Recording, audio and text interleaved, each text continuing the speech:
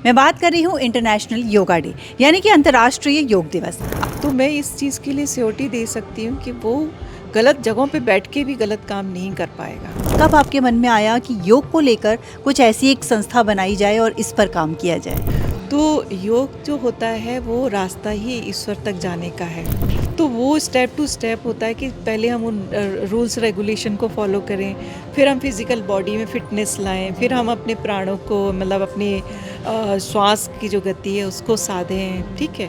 फिर हमारा डिटैचमेंट हो, ये फिर हम फोकस करना सीखें, ये धारणा ध्यान समाधि तक जाते हैं। नमस्कार दोस्तों, आप देख रहे हैं खबर समय और मैं हूं आपके साथ प्रतिभा।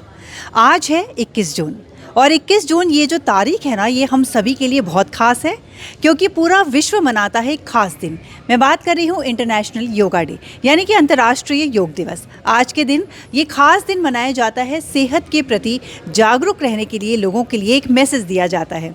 और अगर हम योगा की बात करें तो मैं कह सकती हूँ कि योगा एक सिर्फ शारीरिक अभ्यास ही नहीं है बल्कि एक जीवन शैली है जो हमारी आत्मा, हमारे शरीर और हमारे मन को जोड़ता है। तो आज का दिन बहुत खास है हम सबके लिए क्योंकि सेहत से जुड़ा ये मामला है, तो खास क्यों ना होगा। और मैं आपको बता दूं कि आज इस खास दिन पर हमारे साथ एक खास मेहमान भी जुड़ी हैं। जी हाँ, आज हमारे साथ हैं इंडियन योगिनी एसोसिएशन की founder director doctor RH Lata ji. और मैं बता दूं कि इन्होंने योगा को लेकर ना सिर्फ विश्व स्तर पर इसको एक पहचान दिलाई है बल्कि महिलाओं की अगर मैं बात करूँ तो वुमेन एम्पावरमेंट इसके साथ भी ये जुड़ी हुई हैं और महिलाओं को समाज में एक स्थान दिलाने के लिए लगातार ये कार्यरत रहती हैं। तो चलिए इनसे बात करते हैं, बहुत सारी बात करेंगे और जानेंगे योगा के बारे में कि योगा का हमारे जीवन में क्या महत्व है। तो लता जी, बहुत बहुत स्वागत है आपका खबर से। जी नमस्कार।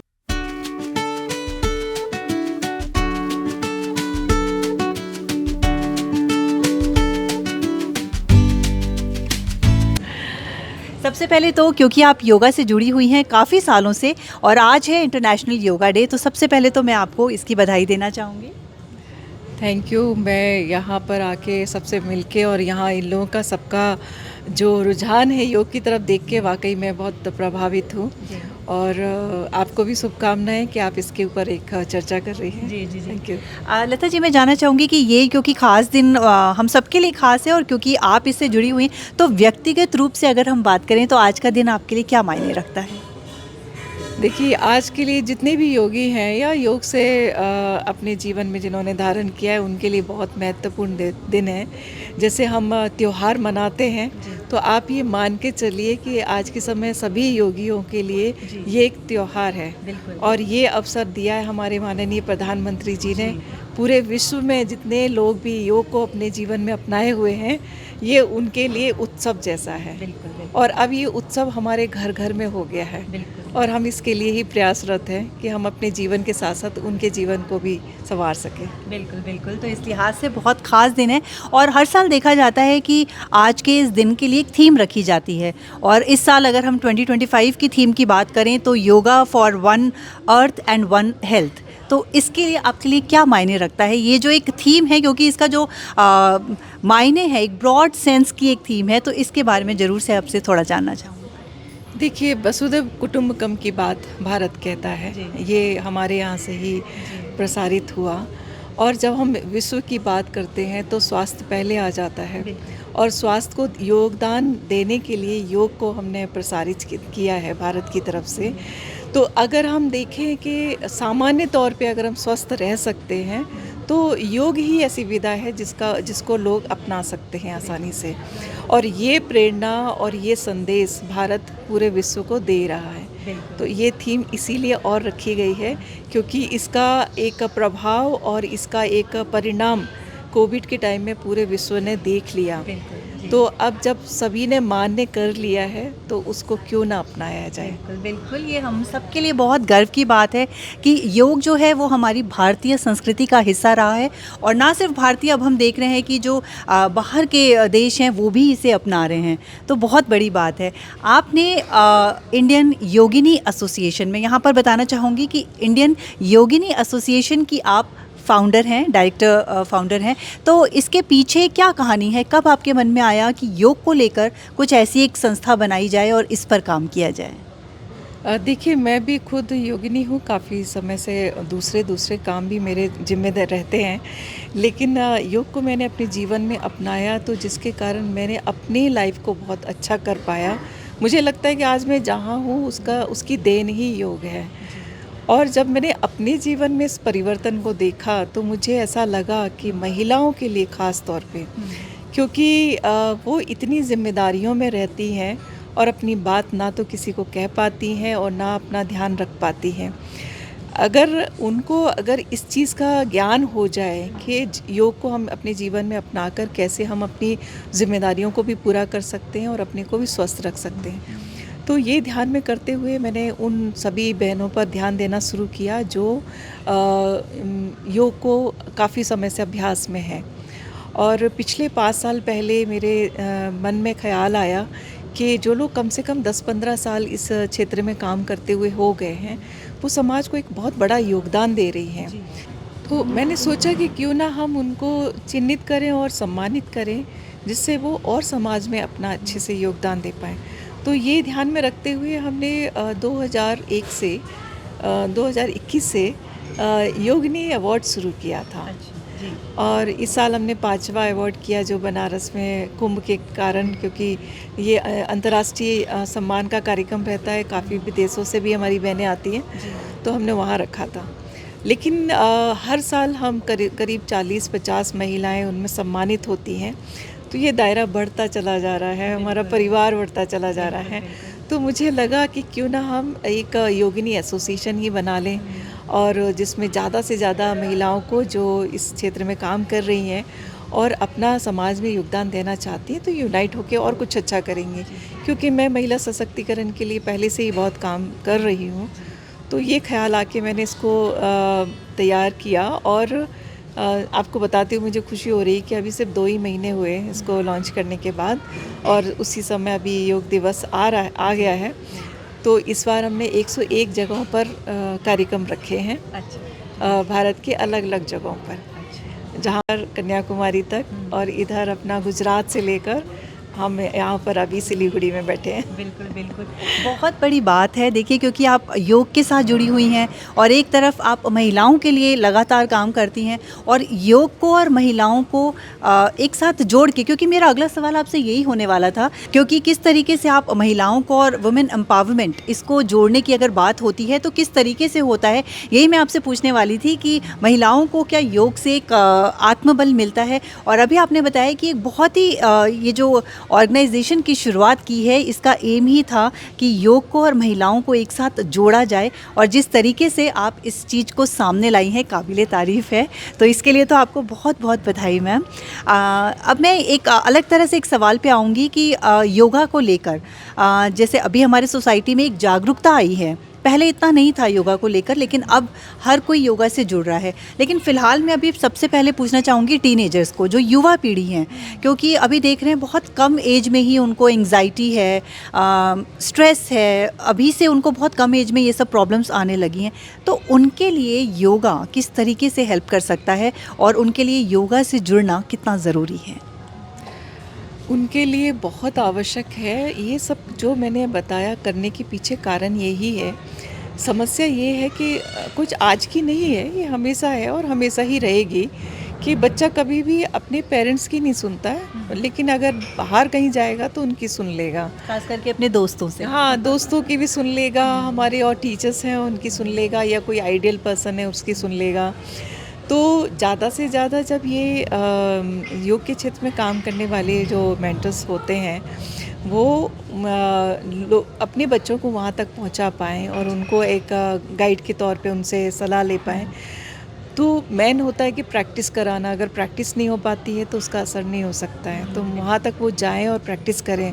और आज के समय में वाकई उनको बहुत ज़रूरत है, क्योंकि कुछ चीज़ें जो हम सामने देखते हैं वो तो हम मैनेज कर लेते हैं, लेकिन जो ऑनलाइन सब कुछ मिल रहा है उनको, वो उस चीज़ पे किसी का भी कंट्रोल नहीं होता है। और फिर उनकी संगत कहाँ है, उनके फ्रेंड्स कहाँ हैं, क्या चल रहा है उनके बीच में। अगर बच्चा किसी भी तरीके से अगर योग की प्रैक्टिस में आ जाता है, तो मैं इस चीज़ के लिए श्योरिटी दे सकती हूँ कि वो गलत जगहों पे बैठ के भी गलत काम नहीं कर पाएगा। ऐसा विवेक उसका जागृत हो चुका होता है। बिल्कुल। ये मेरी प्रैक्टिस में है कि मैंने ये चीज़ पाई है कि किसी भी तरह आप बच्चों को उस चीज़ में डालिए, प्रैक्टिस में डालिए, फिर आप फ्री छोड़ दीजिए, टोका टोकी की आवश्यकता ही नहीं है। अच्छा, बिल्कुल। वो अपने आप है, योग अपने आप काम करेगा और सही दिशा दिखाएगा। बिल्कुल सही काम करता है। मैंने अपने बच्चों पे भी ये सब चीज़ें अप्लाई की हुई हैं, और भी जिनको मैं जानती हूँ मैंने उनको भी देखा, जो लोग बहुत परेशान होकर कई बार काउंसलिंग के लिए आते हैं तो उनको भी ऐसे ही रास्ते सुझाने पड़ते हैं अलग अलग तरीके से कि क्योंकि डायरेक्ट उनको योग क्लास में भी नहीं भेज सकते आप, उसके लिए भी आपको कहानियाँ बनानी पड़ती हैं। लेकिन बस वही है कि उनको मैं ये कहती हूँ कि एक बार आप पहुँचा तो दो वहाँ पर। एक पुश जरूरी होता है पुश और बहुत उसके ज़रूरी बाद होती फिर है। उनको उनकी राह मिल जाती है। हाँ, और मैं उनको बच्चों को भी ये कहना चाहूँगी कि अगर आपको अपनी लाइफ में किसी भी फील्ड में कुछ भी अच्छा करना है तो इन सब चीज़ों को, जो हमारी खुद की सनातन दी हुई विधाएँ हैं, ईश्वर ने हमें दी है, इसको अपनाएं। इसके बगैर हमारा जीवन संभव नहीं है, और वक्त बेवक्त यही काम आता है कि हमारा आचरण और हमारा स्वास्थ्य। देखिए, आज हम बात कर रहे हैं लता जी से, और बहुत कुछ ऐसी बातें हैं जो हमारे जीवन में हमें अपनाने की ज़रूरत है, और वो सारी आज हमें बहुत अच्छी अच्छी बातें आपसे सीखने को मिल रही हैं। अच्छा, जब एक एक्सरसाइज मतलब एक फ़िज़िकल एक्टिविटी जब कम हो जाती है ना, तो लगता है कि अब कुछ करना चाहिए, और जब एक एक्सरसाइज की बात करते हैं तो जिम में जाएं या फिर योगा क्लास ज्वाइन करें, तो इसमें एक कन्फ्यूजन रहता है। तो योगा और एक्सरसाइज, इसमें क्या अंतर है और क्या बेस्ट है, ये तो मैं नहीं पूछूंगी क्योंकि अपनी अपनी चॉइस होती है लोगों को क्या करना है, लेकिन अंतर क्या है दोनों चीज़ में? देखिए, अगर बच्चों की बात कर रहे हैं तो बच्चों को डायरेक्ट योग में हमने पहले भी बताया कि नहीं डाल सकते हैं, और स्पोर्ट्स में वो इजी वे में चले जाते हैं। तो अब क्या हो रहा है, खेलो इंडिया जैसे अभी सब चीज़ों के लिए प्रमोट किया जा रहा है स्वास्थ्य खेल डिपार्टमेंट की तरफ से कि स्पोर्ट्स में भी योग को शामिल कर दिया गया है। शुरू में इस पे बड़े विवाद हुए थे, लोगों ने ऑब्जेक्शन लिए थे, लेकिन हमें अपनी आगे आने वाली जनरेशन ठीक करनी है तो उसको ज़रूरी भी था। तो अब वो खेल के साथ साथ योग को भी उसमें शामिल किया गया है, और वो खेल के माध्यम से ही अगर आएंगे तो वो कर पाते हैं। और अगर आप अंतर की बात कर रहे हैं तो दोनों में बहुत अंतर है। इसमें हम मानसिक और शारीरिक रूप से कनेक्ट होते हैं योग में, और खेल में हम सिर्फ शारीरिक रूप पे ही ध्यान दे पाते हैं, ठीक है। और योग में जब हम और थोड़ा सा आगे डेप्थ में जाते हैं तो मन चित्त सभी उसमें एक लाइन में आ जाते हैं, अलाइनमेंट अच्छा हो जाता है, और यही चीज़ बढ़ते बढ़ती हमारी प्रज्ञा बढ़ती जाती है, हमारी नॉलेज बढ़ती जाती है। और स्पोर्ट्स में ऐसा नहीं हो पाता है। स्पोर्ट्स में फोकस होता है आपका गोल पर कि वो अचीव किया कि नहीं, और उसके लिए हाथ पैर सलामत रखने, ऐसा कुछ भी उसमें ध्यान नहीं है। लेकिन योग में ये सब चीज़ों का बहुत बारीकी से ध्यान रखते हुए प्रैक्टिस की जाती है। बिल्कुल, क्योंकि एक्सरसाइज जो है वो हमें शारीरिक रूप से स्वस्थ रखती है, लेकिन योग एक ऐसी चीज़ है जो शारीरिक और मानसिक रूप से स्वस्थ रखती है, और इसीलिए योग को योग का एक अलग स्थान है हमारे संस्कृति में, पहले से ही चला आ रहा है। लेकिन अभी मैं बात करूँ तो एक जो कल्चर अभी इंडिया में डेवलप हुआ है आफ्टर कोविड, क्योंकि देखा गया है वर्क फ्रॉम होम का एक कल्चर अभी भी चल रहा है, तो कहीं ना कहीं लोगों की जो फिज़िकल एक्टिविटी है वो काफ़ी कम हो गई है। तो ऐसे लोगों के लिए योग को अपनाना कितना ज़रूरी है? देखिए, समय के साथ साथ सब चीज़ों में परिवर्तन आते हैं, और योग में भी जैसे अब चिकित्सा मतलब थेरेपी की बात करते हैं तो लोगों की जो वर्क स्टाइल होती है उसके अकॉर्डिंग योग को भी कई चीज़ों में मोल्ड करके उसको उसके वो बनाए गए हैं कैप्सूल टाइप के जैसे। तो जो लोग वर्क फ्रॉम होम करते हैं या लॉन्ग सिटिंग उनकी ऑफिस में रहती है, उन सब के लिए एक प्रोग्रामिंग रहती है जिसके माध्यम से उनको वो सारी चीज़ें देने की कोशिश की जाती है। आपने स्ट्रेस मैनेजमेंट का सुना होगा कि उसमें भी एक प्रैक्टिस है जो ऑफिस में बैठ के ही सिटिंग पोस्चर में या वहीं खड़े होकर भी उनको किया जाता है। थोड़े से प्रैक्टिस के ही कारण उनमें बहुत सारे चेंजेस आते हैं। आज के समय में हमारे भारत में तो बहुत सारी चीज़ें इस तरह की नई नई आ चुकी हैं, लेकिन अगर आपको नॉलेज में होगा कि बहुत साल पहले जब ग्रोइंग एज में थे, सारी कंट्री अपने अपना रिसर्च कर रही थी, तो जापान ने इस चीज़ पे बहुत ध्यान से, हालांकि ये सब विधाएं गई भारत से ही हैं, पर एडॉप्ट कोई कंट्री पहले करती है, कोई अपने तरीके से कर लेती है। तो उन्होंने अपने सारे मैनेजमेंट में इसको तनाव को रोकने के लिए बहुत सारे उपाय किए हुए थे अपने वर्कर्स के लिए। अभी हमारे भारत में भी कॉर्पोरेट सेक्टर को बराबर तनाव रहित रखने के लिए बहुत सारी प्रैक्टिस होती हैं, उनके लिए प्रोग्रामिंग है जो की जा रही है और वो ज़रूरी है। तो अब लेकिन ये सबको अप्लाई करना चाहिए, कुछ जगहों पे नहीं होती है, कुछ तो कहते हैं। क्योंकि पता नहीं है। एक कारण ये भी है कि वो उतनी जानकारी नहीं है और यही कारण है कि हम आपसे बात कर रहे हैं और ये जानकारी ज़्यादा से ज़्यादा लोगों तक पहुंचाने की हमारा ये प्रयास है, क्योंकि जानकारी के अभाव में भी लोगों की जो हेल्थ है वो कहीं ना कहीं अफेक्ट होती है। तो बहुत ज़रूरी है, जैसा आपने बताया कि जब जो वर्क फ्रॉम होम कर रहे हैं या फिर ऑफिस में भी हैं, वो भी कुछ ऐसी चीज़ें हैं जिसको अपना कर अपने आप को हेल्दी रख सकते हैं। और इसके साथ मैम एक डाइट का भी बहुत बड़ा एक लोगों में एक कन्फ्यूजन रहता है कि अगर हम योगा कर रहे हैं तो हमें डाइट में ये चीज़ लेनी चाहिए, ये चीज़ नहीं लेनी चाहिए, तो ऐसा कुछ है? देखिए मार्केट तो ऐसा ही है इसी तरह के, क्योंकि डाइटिशियन भी बहुत हैं, काफ़ी सेंटर वो हर्बल के लिए भी बहुत सारी चीज़ें आजकल चल रही हैं और मेडिसिन भी बहुत सारी इस तरह की आ गई हैं। पर जो हम अपनी प्रैक्टिस में जो लाते हैं, हम उनको सभी को ये कहते हैं कि देखो, आपका शरीर है, आपकी ये उम्र है, आपका ये वर्क स्टाइल है, आपके शरीर को कितना काम करने की आवश्यकता है, उसके अनुसार अगर आप खाना पीना नहीं कर रहे हो या ज़्यादा कर रहे हो तो उसको एडजस्ट करने के लिए थोड़ा सा काम करो। अगर आप अच्छे से नियमित अपनी दिनचर्या को कर रहे हैं, टाइम से उठ रहे हैं, अभ्यास कर रहे हैं या प्रैक्टिस कर रहे हैं कोई भी, या फिर वॉकिंग बहुत ज़्यादा हो रही है, आपका वर्क करने का जो टेंडेंसी वो ऐसी वाली है जिसमें फिज़िकल एक्सरसाइज बहुत है, तो वहाँ उनको एडवाइस दी जाती है कि आप ज़्यादा खाना खाओ, थोड़ा खाना अच्छे से खाओ, अच्छी डाइट लो, ठीक है, बर्न कर रहे हैं उतना थोड़ा राइट। और जो लोग पूरे टाइम अगर सीट पे ही बैठे हुए हैं और फिर उनको अगर हम कहें कि आप ये नहीं वो नहीं खाओ, वो नहीं, उनको फिर अपना या तो उतना कैलोरी बर्न करने का उनको अपना एक प्रोग्राम होना चाहिए और या फिर उतना ही खाना चाहिए जो उनके लिए आवश्यक है। बिल्कुल। तो तो ये मतलब हम कह सकते हैं कि लाइफस्टाइल पे भी डिपेंड करता है कि आपकी लाइफस्टाइल क्या है और अगर आप योगा कर रहे हैं तो उसके अकॉर्डिंग ही आपका डाइट होगा। बिल्कुल। अच्छा मैम, योगा के साथ जैसे एक्सरसाइज एक अलग चीज़ हो गई, लेकिन योगा के साथ आध्यात्म जुड़ा हुआ है, आध्यात्म। तो इसका ये जो कनेक्शन है उसके बारे में हम ज़रूर से जानना चाहेंगे, क्योंकि जब लोग योगा के साथ जुड़ते हैं तो एक मन की शांति की जब बात की जाती है, मेडिटेशन हो या फिर कई चीज़ें हैं, तो किस तरीके से इसको अपनी ज़िंदगी में उतारा जा सकता है? देखिए, लोग सबसे पहले आके ये सवाल जब करने लगते हैं ना कि हमें ध्यान करना है या मेडिटेशन सीखना है। Every drop of water counts. SBM Gold's water tank is the most sustainable and durable water storage solution available. Our hashtag असली commitment. या हमें ईश्वर से कनेक्ट होना है, तो ये बहुत ऊपर वाली बात हो जाती है। अगर आपका शरीर उस फॉर्म में नहीं है तो हम इतने हाई लेवल की बात नहीं, जैसे होता है ना कि ऑफिस में जाके आपने प्यून से तो मिले नहीं, आपको सीधा बॉस से मिलना है। तो योग जो होता है वो रास्ता ही ईश्वर तक जाने का है और उसके अलग अलग तरीके हैं, उसको हम स्टेप बाय स्टेप, अगर हम अष्टांग योग की बात करते हैं तो अष्टांग योग में भी हम यम नियम से स्टार्ट करते हैं और समाधि तक। समाधि मीन्स हम ईश्वर से कनेक्ट हो जाते हैं।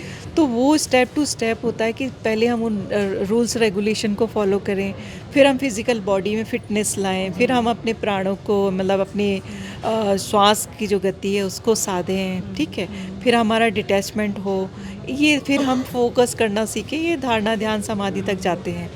तो जब हम स्टेप बाय स्टेप नहीं आगे बढ़ेंगे तो हम वो अध्यात्म तक जाने का थोड़ा मुश्किल होता है। लेकिन इसके पाथ अलग अलग बनाए ईश्वर ने, मतलब जिन्होंने भी हमारे लिए, मनुष्य के लिए सब तैयार किया है, तो इसमें अलग अलग पाथ दिए हैं कि भक्ति मार्ग है, अपना साधना मार्ग है, कर्मयोगी के जो लोग कर्म में ही रमे रहते हैं, कर्मयोगी रहते हैं, वो भी ईश्वर से ही कनेक्ट होते हैं एक्चुअली, क्योंकि उनके पास और कोई विज़न नहीं होता, वो मैं कर्मयोगी हूँ।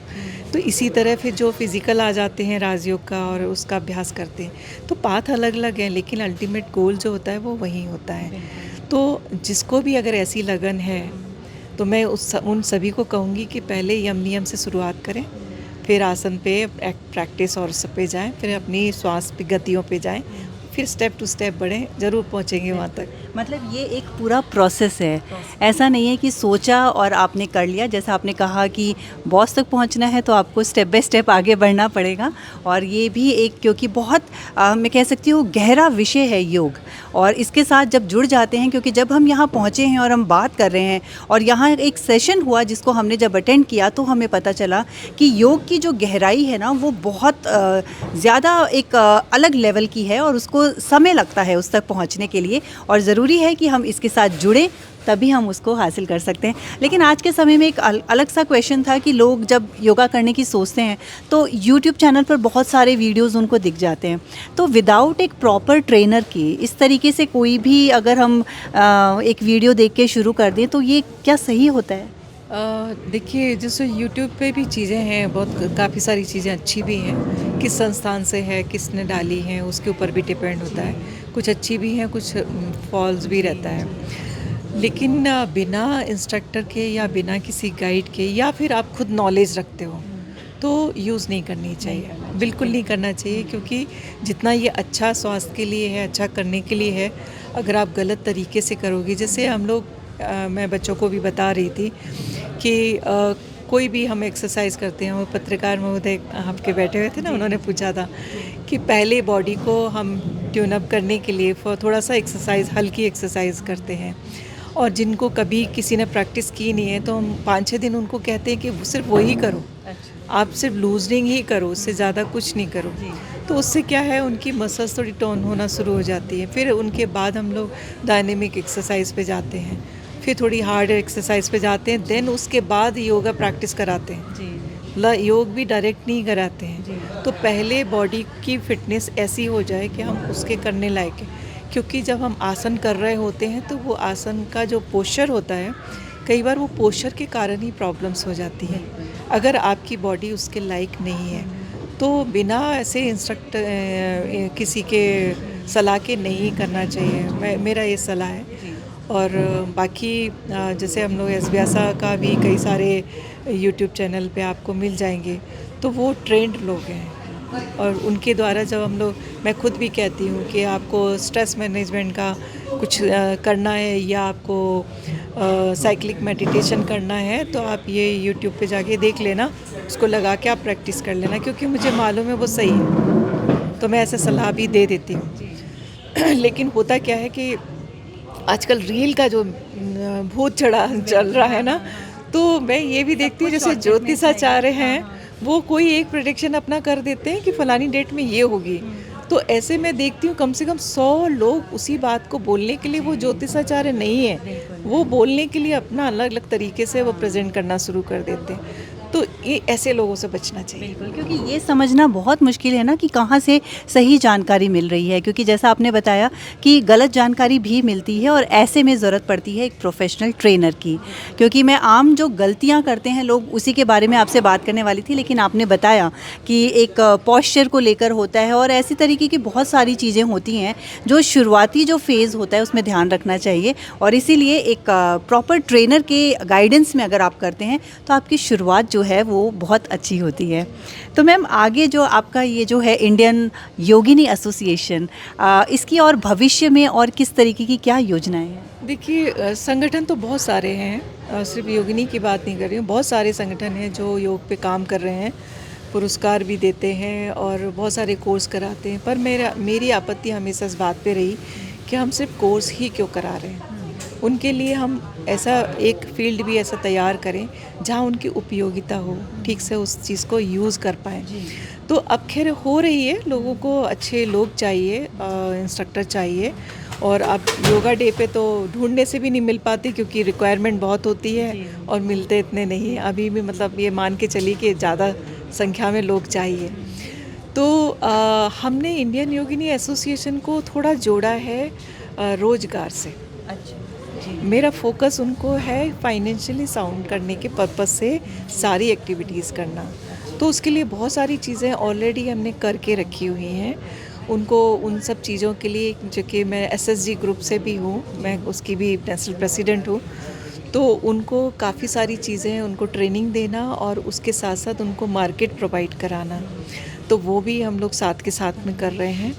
और एक नया कॉन्सेप्ट उसमें ही शुरू किया है कि जो जैसे हमारे हर साल अवार्ड के लिए विदेशों से भी हमारी योगिनी बहनें आती हैं, और कुछ लोग ऐसे ही आते हैं जिनको कोर्स करना होता है या सिर्फ साधना करनी होती है, तो वो लोग यहाँ के सेंटर देखते हैं या कहीं पर भी एयरबीएनबी पे रुक जाते हैं या होटल्स में रुक जाते हैं, आश्रमों में रुकते हैं।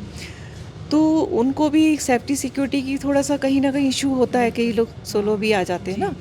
तो हमने अभी पूरे भारत में अपने एसोसिएशन की तरफ से योगिनी स्टे होम शुरू किए हैं। अच्छा। और हम उनको सीधा ऑफ़र करेंगे कि आप आएँ, और उसको रन करने वाली योगिनी ही होगी।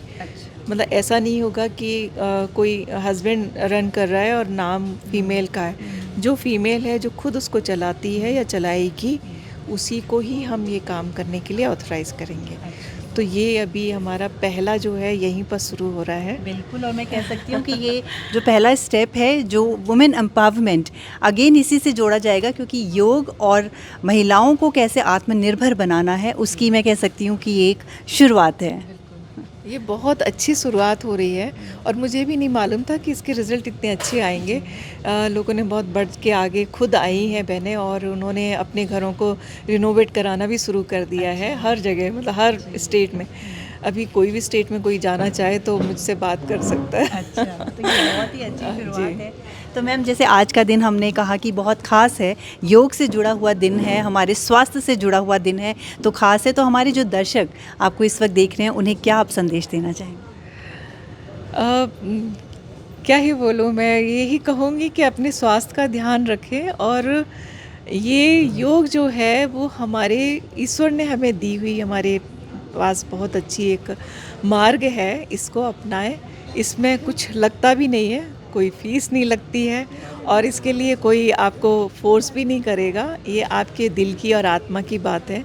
अगर आप अभ्यास करेंगे तो आप खुश भी रहेंगे, दूसरों को भी प्रसन्न रखेंगे, और समाज में बहुत अच्छा अपना योगदान दे सकते हैं।